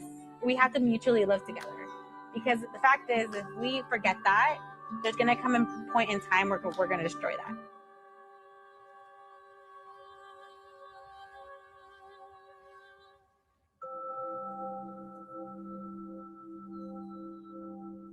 We have to keep going. We have to keep pushing forward on this. You know, you can see right now the planetary systems are in trouble. At this point in my life, I kind of look at it and go, well, I can't imagine doing anything else, to tell you the truth. So like, what? I'm going to go back and make video games? I mean, how meaningful is that? Right? Let's go make a whole bunch of money. You know, how meaningful is that when you can't eat or there's no water? You know, it's crazy.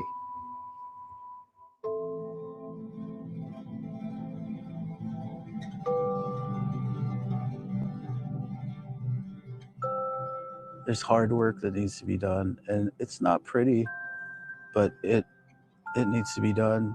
Those alert enough among us are obligated to help. You don't get points for doing the right thing, and that's the right thing. Just have to do it. In many cases, it's just as simple as becoming more connected to your community, thinking more locally, and realizing that every community has assets, whether it's people or organizations or even resources that they can draw on to find solutions. So what's happening now with the internet and with independent media is that people are realizing that they're not alone and that these fantastic values, community-based and proper agriculture, et cetera, they're all actually on the rise enormously around the planet. The rule of evolution is those organisms that can adapt to change triumph. It's an all hands on deck, not only just of humans, but it's very important that we preserve biodiversity, because biodiversity is biosecurity. So keeping that all in balance is the eloquent dance that we have to be involved in as we dance across the landscapes through our lives. The future of our food system is in our hands. Agriculture can either erode our planet to the point of no return, or it can become a regenerative force to heal our soils, restore ecosystems, and create true food security. The actions taken within the next few years will have environmental ramifications lasting for generations. In life, the phrase, "it's too late," doesn't work. Life is about renewal. Life is about healing. Life is about bursting forth again and again and again.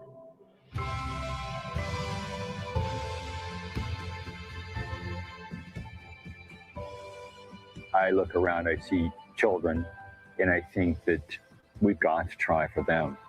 Take a couple. You know, and the honest truth is that as long as I can breathe, there's a reason to try. If it can be averted, or even partially averted, what comes after me, I owe that to them. Solutions and opportunities are happening everywhere. People from all walks of life are shopping organic, supporting local regenerative farmers, and even growing some of their own food. Whether you have lots of land, a small backyard, or even just a balcony, solutions like vertical farming, composting, biochar, seed saving, and school gardens are all ways to protect and support our planet's soils. I'm looking at the connection of soil health equals human health equals planet health.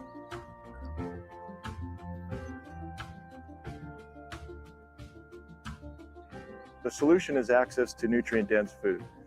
But there are very few places where people can actually see, taste, feel, participate, an interactive farm, if you will, that makes that connection. I just wanted the world to be a better place, and it's kind of exciting to see that stuff is changing.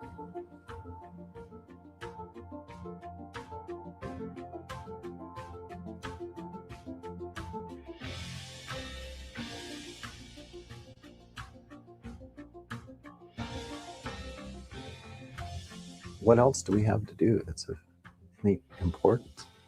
Now, what kind of legacy do we want to leave behind for the future generations? With only 60 years of farmable soil remaining, how to feed the world without destroying the earth is truly the issue of our time.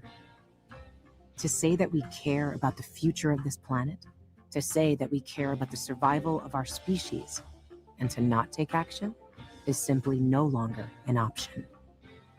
As active participants in our interconnected food ecosystem, we each have the power to help heal this planet we call home. Everybody eats, and everybody can be part of the solution.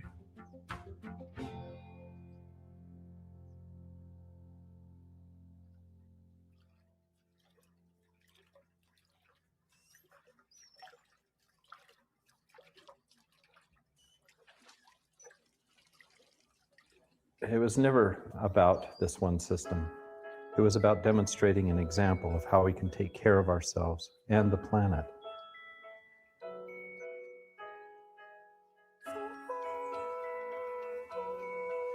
It's really about presenting a way of thinking in terms of closed-loop, renewable systems. We need energy, we need food, and we can live in harmony with the planet. I believe we can.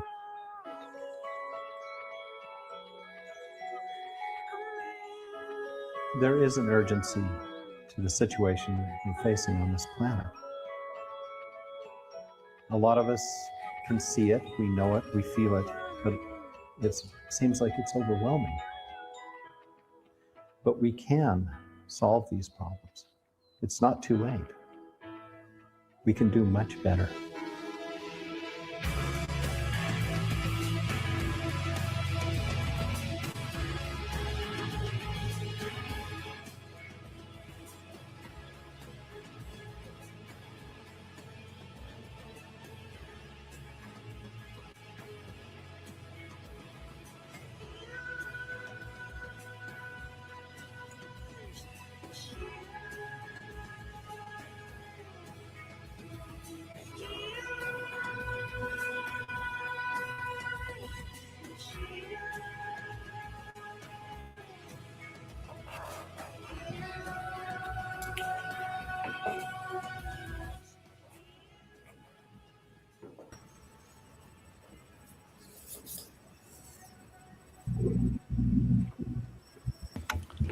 Very good. Very good.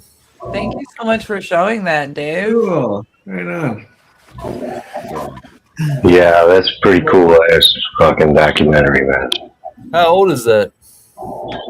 Honestly, I don't know when that come out, but I'd have to look it up. Curious. That biodome was, that thing was crazy. I was trying to sit there and figure out exactly what he was doing there, and he's just recycling CO2. Basically, he's found a way to burning wood to turn that make into that biochar, and use the CO2 to bloom the algae, and then use the algae to harvest that and mix back with the biochar. Is that what inoculates the biochar? Yeah. And then that's creating energy that he's pumping to other greenhouses. Do a closed loop system. That was interesting. That was some serious stuff there. Shout out Troy Nuttree in chat. 2018 was when the movie came out. So honestly, not long ago. Gotcha. I thought it was fantastic. Whoa, what is this? Whoa. Oh shit! Extended credits?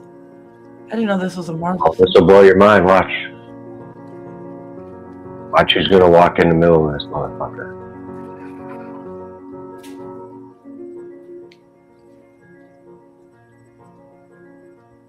We all dream the same dream.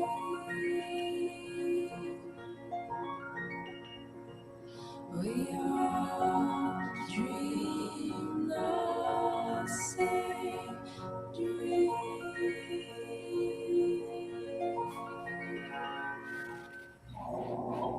Badass shit right there. That's fucking great, man. Oh That's shit, good. that's awesome.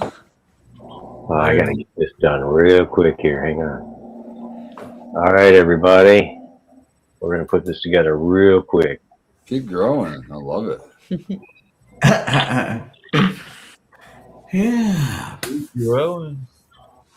Everybody, what is this for? What are we giving away? Are we giving away? Yeah. You want to give? I give away a pack of seeds. I guess it's my turn. Yeah, well, I said that the Let's Be Budz crew will be. So if it's in Canada, it'll be from my vault, and the U.S. You guys can fight over it. Ooh, I'm not fighting. There's enough fighting already going on in the U.S. Hopefully, I'll have some seeds to give away soon. Oh my golly, you've got some seeds of brewing. I think. Yeah, God, that's exciting stuff. That's exciting stuff. Yeah, honestly, it was. I mean, taking out that male, they were well seeded. You were not wrong about that. No, there was plenty of pollen in there. Plenty of pollen to go around. That male was producing, baby. Yeah. Okay, so I'm gonna remove this real quick. Keep typing in, keep growing, everybody. It'll still collect your name. I'm just Yeah, I was gonna say I'm not sure if it's really running right now. It didn't look like it was getting everything. Oh, I said 3. There's like a ton of people typed it in. We just got to refresh. You see? Relight that joint, Rick. That's what we're doing. Thank you for reminding me. Rick is wrecked over there because he smoked at least 2 puffs off that thing. I know. Big guy got to sit back and watch a show tonight. I'm surprised he kept There we go. Hey, make sure you're in the Let's Be Budz YouTube channel if you want to get into this drawing. 21. We got 21 entries so far. The Let's Be Budz 2 YouTube channel. Yeah. Only Let's Be Budz 2 on the YouTube. Let's Be Budz 2. 2. Numeral 2. Okay, so Oh man. Numeral dos. We could give Hawk 2 a new meaning. Hawk 2. Hawk 2. Let's Be Budz 2 channel. There you go, Rick. You like that one? I used to have that sound bite, but I don't have it anymore. It got old real quick. Good Lord. 15 minutes of fame, and then that was it. Is it still in here? You made the most out of that one. Yeah, she got her crypto coin and cashed out on everybody. Yeah. Yeah, I think I got rid of it. hot tour. I got this I'm a one. biscuit eater. Oh man, chat is really pleased though with this movie night. Shout out APM. Dave Yeah. Epic Film, great idea, perfect delivery. Perfect man, delivery. this, Very It's like a judging like critique. That's a perfect delivery. Yeah, very true. 10 out of 10. Cards up. Perfect score all the way down the line. I don't think it's gathering them again yet, though, Dave. It hasn't gone up in a minute, and I know I've seen a few more in chat. Oh, while I'm thinking about it, I want to let anybody know who's in Minnesota. I'll be at the Lucky Leaf Expo with Grandmaster LEDs. We'll have a booth at the Lucky Leaf Expo in Minnesota, the end of February. All right, on. Heck yeah. Come say hello. It's 24 in. What do you think? Let's do it. Let's pull the trigger. Let's pull it. Oh, I shouldn't say those. 24 in. Let's take 10 tonight. Oh, we have a few more, so if you want to refresh it. No, they're too slow. They need to be faster. Gotta be faster than that. Gotta be quicker than that. Gotta be quicker than that. Most Chip, congrats. Oh, Chip. but anybody jumping in our race. Cool dog. I've said before, but that's a cool dog. I just want to say in that film, though, there was one line towards the end that just really stuck out, and it was, "For I will never despair." Bark dog. Because I saved a seed and I will continue to sow it. Yeah, absolutely. And I thought that was just so powerful. That was awesome. Very nice. Yeah, that dude's got an awesome idea with the garden too. Oh yeah, them tubes, dude. Them things are. You can stick them right on blacktop.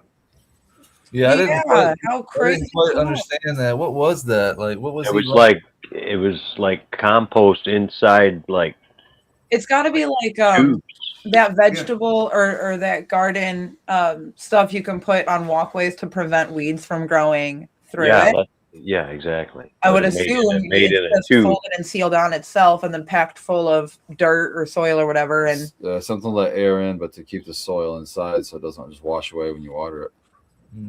also really prevents a lot of Cooley once again. I mean, would it would still prevent bugs and stuff from getting in then to eat the roots. Maybe. At least a good barrier. It wouldn't Well, have there's a enough hole- room. Yeah, there's a hole in the top though, so Yeah, they have to come that way. But yeah, it would prevent, and it would prevent like varmints, like moles and stuff like that. Right, grubs. Well, maybe not so much. I think every place should first and foremost establish a compost pile, 2 if possible. THC Garage. There you I go. am a big fan of compost piles. Static compost piles. Static. I am a static compost man. I like mixing them up. Let that fungal get in there and do its work. These noodles ain't gonna, build themselves. Oh, we do enough with the unloading trucks. We don't Oh need my any more- gosh. Any more exercise than that. Yeah, if anybody needs some GML lights, they are fresh in the warehouse, damn it. You get your truck, did you?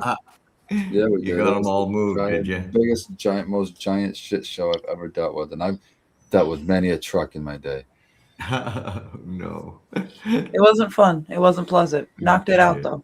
Oh, it was insane. Yes. Ryo Yumezaki, I couldn't quite see that. Sorry. But cheers, you have a contestant in our duck race. No duck, just a race. We have. I'm sorry. I almost had it. I made sure not to say duck in the race. You have but security position in the race. sky over his head, you know the Way to drill. go. Good luck, everybody. Let's say a healthy picture. Get your camels, get your fridges. I don't think it's going to be that. It's going to be winter Fridges. because it's fucking cold out. Oh, it's cold out. Yeah, so it's gonna be like snowman or Something like that. a reindeer Let's put it together. or yeti. So, y'all want to talk about who's going to be on next week? Who's gonna be on next week? Absolutely. Sarah. Sarah. Rick, tell us who we're gonna have. This is going to be a new Sarah, however.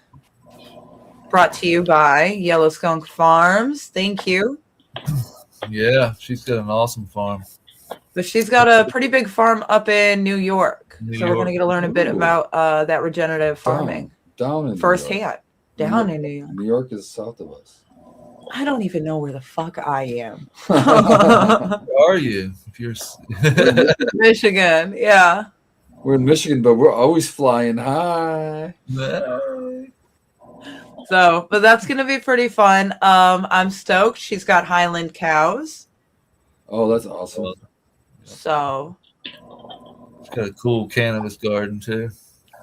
I like it. I love that. Very cool. Well, I'm super excited to get to learn more about her and everything. I really like a lot of the people you've been introducing, man. And we got all kinds of exciting guests coming up in no particular order. I know, Emily, you've lined up a couple, and I can do it even in order. Are you ready for this? Oh man! Yes. After Sarah from Fill in the Farms, we're going to have on Sly, aka Loco from Canna Convos. And he's going to be on with his web developer named Keith. And they're going to get to introduce and walk you through the Internet of Pop because that's about to be launched open access, I believe. I'm not sure if it's still in beta testing at this point or if they're going to be announcing everything's good to go. After that, we are going to be saying hello to... I've got it. Don't even. I've got it. I was trying to get the date, but I realized that says January, so that didn't help me. I'm gonna go with. I don't know. I actually don't know who's on the 11th, but in terms of people that I've invited on, there might be somebody in between here. The next person that I've invited on coming up is going to be Tiny Grows and Dr. Dankenstein. They're also out of New York. Yep. So that'll be interesting. And then right after that, the next show, we're going to get Natalie, the Fresh Princess, back on, get some updates from her grow. And she's got some new things growing on in there. So really excited. Can't wait to pick her brain, though, because I'm super interested in figuring out a way to get like indoor veggies, especially lettuces and things like that, in a like perpetual way. And I'm not too familiar with those towers that she uses, but in terms of like function and space wise, I'm wondering if there's other options. So really looking forward to chit chatting about that. Did you put that video on your Instagram there, Josh? Yeah, well, I streamed it live, but it cut out at an hour. Then I restarted it, and then it cut out about the last 5 minutes. It said Instagram was having trouble streaming. So Instagram wants to keep us down that. But it's on my YouTube. Green powerhouse. You got 10 people over here on my YouTube channel. The green power. And we're gonna get flagged now because we showed that. Somebody else showed what? What did we show? Well, they're trying to, arson it up, that powerhouse. Now we've shown it on here, made it live stream because obviously look at the reach that we have. Now the feds are after us. But now we're gonna get flagged again, guys. That's all right. We're just Flag away. inviting it on ourselves. Flag it. Flag it. The guy who invented the car that runs off water. Dave, I like it. Here, let's do this and let them flag us for this bullshit. Flag us go skiing down a hill. Oh, love it. You know what's funny is this app I use for this shit, it's made for kindergartners. Oh, yeah. No wonder it's so easy for us to figure out. Bright, colorful. Love it. Oh my gosh. They're stroking out for me, though. This is going to be Rick, downhill all the that way. schedule, though. Well, about a minute and many a second here, if you don't mind, because I don't know if I missed a week in there and we might have somebody else, but I feel like that feels right to me. So long story short, she's saying, check the schedule, Rick. What's the schedule? Please. Yeah. As long as next week's guest is who we got, I'm good. That is correct in my brain. Rick says, I have a joint in my hand. That means that's all I can do. You can't smoke and mouse at the same time. Well, and then you're going to ask me to open it right in the middle of a race here. My God. This is a good race so far. No pressure. You have 30 seconds. Go. We have new names in this race, though. So I really like what you guys are doing. Don't lead the pack yet. 25 seconds, Rick. Go. I didn't spell your name right. It's close enough. We know who you are. It's close enough. We try our best. Oh, you got that open. I like it. No, that's just step one. Here we go. Last 10 seconds. 10 seconds, Rick. You can do it. I'll never. You know what, guys? Do it. Look at Vartog coming out of Vartog coming strong, boy. Oh no! Oh, here they come. Oh, bring it back. Double J says Double J. Not today, Bang. Double J. Who win? I'm really glad. I just want you guys to know Double J 963. This is 913. And that said Dold. Double J. I loved it. No, I'm glad we all knew though. That's just awesome. Double 913 too. Wrong numbers too. 963 is supposed to be. It was close enough though. You know Do you it, see man. that? Yeah. Do you see that? I was enjoying the music.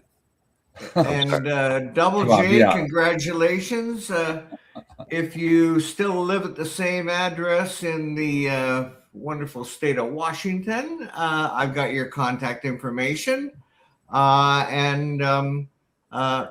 so if you want to share a little more information with us, maybe give us your Instagram, but we'll get some seeds out to you. Might be Double J on Instagram. Yeah. Is it? Today. I don't know. It's probably double do or whatever it was on there. Okay, and I can't. I'm sorry, I can't figure out how to open it. Way too Oops, high never right mind. now. It's already I can't even open. figure out how to light my joint. Oh Laptop my is already open. What are you talking about? What do you not know how to do? Oh gosh. Oh, you don't know how to look at the schedule. I'm sorry. I understand what you're saying now. Yeah, but looking at the schedule in my brain, Sarah's going to be our guest next week, and that's And then it'll be Tiny and Dank. Yeah, and that's all I can tell you. All right. I'm cool with it. But I somebody can else confirm we were. myself, but I don't want to look at my phone. How rude to our chat to be on my phone. You should do that. Right. But a little segue to the show tonight, or to the movie tonight. Josh is the movie. The movie's already over. You mean after the movie, maybe? Let's bring it back. Circle back. We'll circle back. I'm confused. Okay, never mind that. Josh, what was it? Monday night. You're meeting up with a group that is into microscopes, and we're talking about getting some of them on the show as well. So looking forward to that. Getting some microscopes What is on the show? that? Looking into the soil, looking at the soil biology. We actually get to. I sent a guy, the guy who does agro soil. I was telling you I was going to get on. I sent him my soil. He's looking at it on the microscope. He's seeing some crazy stuff. So we'd like to get him on. We can actually see what's in my soil. That's going to be so exciting. According to the film that just educated us, there should be in 1 tablespoon of soil over, I think it said 6 million bacteria or biology. Actually, he sent me a message here just a little bit ago, and it says the sample 3 after 48 hours in the test tube showed 23 nematodes active as fuck. That is such a strong term of measurement. That's a lot. That's a lot for one. Active as fuck. Yeah, that covers a lot. Oh shoot. Well, looking at the clock on the wall, it's about that time, guys. What a great show! Thanks again, Dave, for sharing that with us. Yeah, I'm glad everybody enjoyed it. It was Really very appreciate it, man. informational. Fucking diet. Definitely. Yeah, we'll chat. We love you, and we'll look forward to seeing you next week. Russ and Emily, last words, please. So much love, everybody. Stay sticky. Keep growing. Out. Peace.